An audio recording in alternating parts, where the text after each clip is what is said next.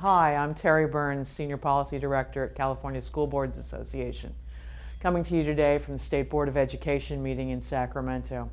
I had the first day of the State Board meeting, which has been the quieter of the 2 days. We're expecting a lot of activity tomorrow when the board takes up the LCFF regulations.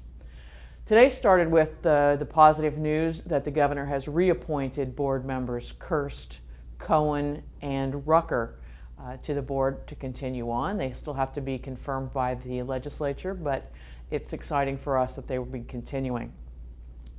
There was considerable discussion at the board meeting about naming districts as corrective action districts under the NCLB.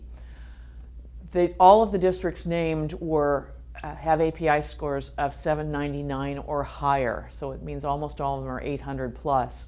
And there was a lot of concern about naming those districts as underperforming districts, but we're required by law to name them so because there is at least one subgroup that is not meeting the growth requirements. So they eventually did name them all, but there's a lot of concern that we really need to continue relooking at this.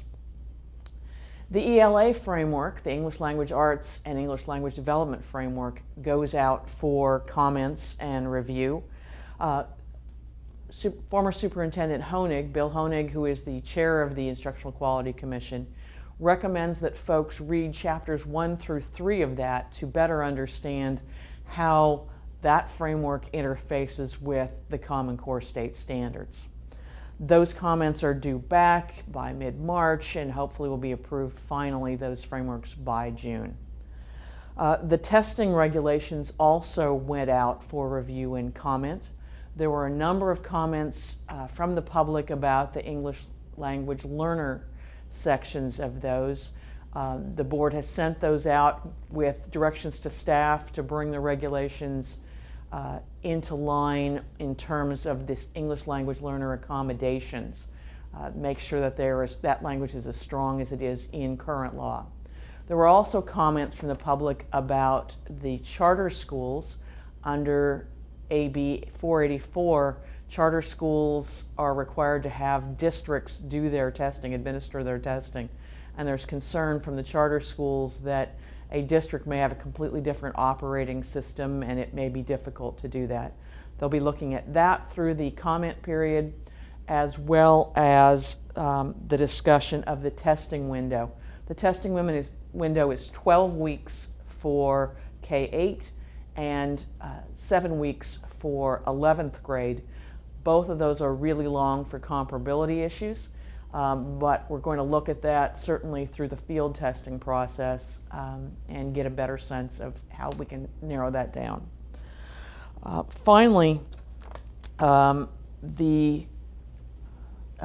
regarding testing, an important note regarding testing, the CDE has hired 4 testing assessment fellows, and they'll be placed throughout the state of California, ready to help county offices and districts address the field test and develop materials for boards, parents, communities about all the new testing, the SBAC testing and other new testing systems. So we're excited to have them on board as local resources.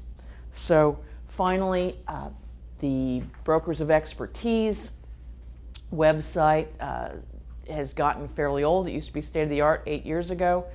The State Department of Ed has gone out to redevelop that website, particularly in noting teacher concerns that it's difficult to navigate now. So tomorrow will be the big excitement. Stay tuned.